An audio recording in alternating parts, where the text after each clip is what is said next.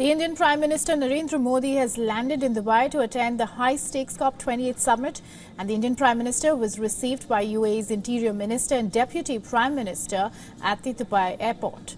Now, as Prime Minister Modi arrived at the hotel, he was greeted with a warm welcome by the Indian community members.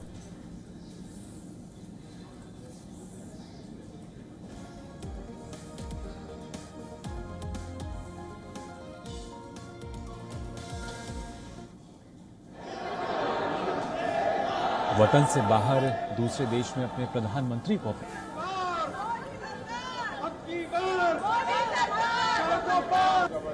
Now, Modi, who is on a one-day visit to the UAE, has a packed schedule ahead, and his day starts early with engagement lines from around 7 a.m. local time.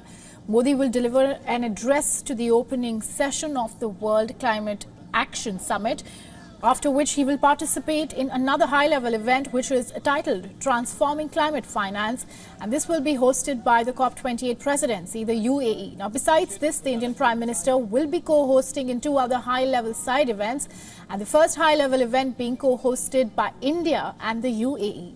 Now, this initiative is based on the Green Credit Program. Subsequently, India will co-host with Sweden in the launch of Lead IT 2.0, or the Leadership Group for Industry Transition. Now, on the bilateral front, according to reports, there are 8 slots listed, but none of the names of leaders have been revealed yet. Modi is likely to have meetings with important heads of state and heads of governments who will be participating in the summit in Dubai. And now, many national oil companies have adopted net zero 2050 targets for the first time.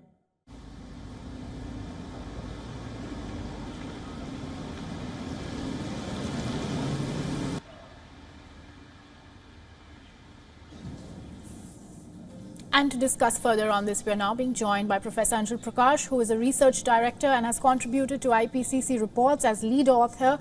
Welcome to the broadcast, Mr. Prakash. Now, Thank you so much. Broadly, two major aspects at the COP28 summit that will be the top focus: a fast-track energy transition and slashing emissions. And Mr. Prakash, for our viewers, talk to me briefly about India's role now and also challenges at the COP28 summit in light of the top focus at the summit. Yeah, thank you so much. First of all, your coverage on the COP, I think, is an important summit to be watching for, and especially for a country like India, which has actually been benefited by the climate crisis that we are facing day in and day out. So COP, event like COP is very important for us as a global event. That's number one. See, you also have to see that over the years, India has, a changed stance from the mere participant 10 to 15 years before. India is becoming a major player in the COP. Now, people like us who have watched India's participation has seen that India has become more provocative climate leadership and also trying to galvanize the global South into the kind of a bringing in the role. So that's something which is very, very important for us to watch for. Coming to some of the challenges India will face, I think one of the major challenges is the global biofuel alliance that India has been supporting, and it was established in September 2023. And one of the major challenges will come from the oil-rich nations, the OPEC nations, who would not like this idea. And this is something that India is pushing forward. There are a couple of other things that has come. First of all, on the first day of the COP itself, we have the approval of the loss and damage fund, which is heartening for all of us to know, because we have been fighting for this for a long, long time and asking for, a global South perspective and loss and damage, which is created by the global North, must pay for the global South's damages that is happening. So number one. But the worrying part of the loss and damage fund is about the structure, the architecture in which it's been done. I think the advocacy groups have been raising this point of housing this in the World Bank's premises.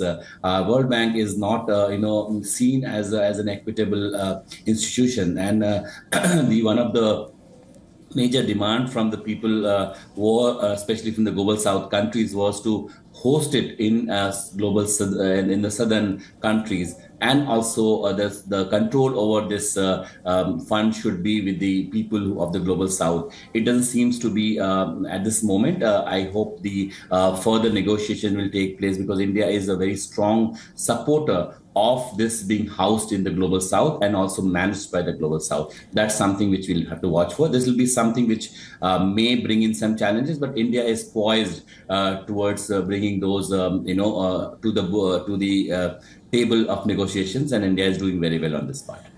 Mr. Prakash, as you mentioned that India is transitioning to a larger share of clean energy sources, but do you reckon that India will garner consolidated roadmap and alliance of other developed nations for green energy corridors and improved grid infrastructure at COP28 summit? Yeah, I think India's, the energy transition, especially from the, non-fossil fuel energy, the green energy that we are looking at, that has been what I would say is tremendous. It has taken a deep frogging, a kind of a giant leap into the setting up some of the non-renewable energy sources, and that has commendable for all sources. So we have not only been on track of all the commitment that we made, we have actually gone beyond the call of the duty and trying to make some changes, and that has been very good. So that also makes India a global leader, and that's why the biofuel alliance that we're talking about. So all the alternative sources of energy is being something which India can lead, because it is showing by example. That's number one. But number two is also about the climate equity that we are talking, the energy equity that we are talking about. So we also need certain equitable carbon space. That is India's stand has been for a long time, and that's why India had placed that by 2070 we'll go net zero, not by 2050. Because if you look at the climate equity principles, US should have gone net zero in next 5 years or something like that. Other countries, especially the global north countries, the industrialized nations, should go net zero much before 2050. So that's one point of contention that has been there for a long time. But India has brought in research. There has been a couple of researchers from India and the global southern researchers have been pushing this agenda very, very much, not only in the COP, but also the IPCC reports that will be coming out. The negotiations in the report has been brought out, because these reports must also come out with the perspective of the scientists from the global south, and that is something which is making some changes slowly but steadily. Mr. Prakash, speaking of point of contentions, like you mentioned at the COP28 summit for India, possibly that could occur. Now, the agriculture sector, which is one of the major sectors for India, do you think emissions from the agriculture sector could also be a point of contention at COP28 for India? Yes, it is. It is there. Actually, India has joined the Global Methane Alliance. There's a Global Methane Pledge that has been there, and it actually talks about phasing out the fossil fuel, and that will impact the electric supply in the agriculture sector. So there's something that has been there.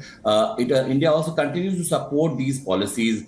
One notable item of the COP28 agenda is resistance to the joining GMP, the Global Methane Pledge, despite international pressure that we have. So I think that's something which India is putting forward, because you have to also understand that the first sector which is disbenefited by the climate change is the agriculture sector, and that houses about 60%, almost 60% of India's people, and the labor force participation is very, very high. So that means that we must work on areas which actually benefits our own people, and some of these energy transitions which is looking at in energy sector, and especially in agriculture sector, will come from these changes that we have seen.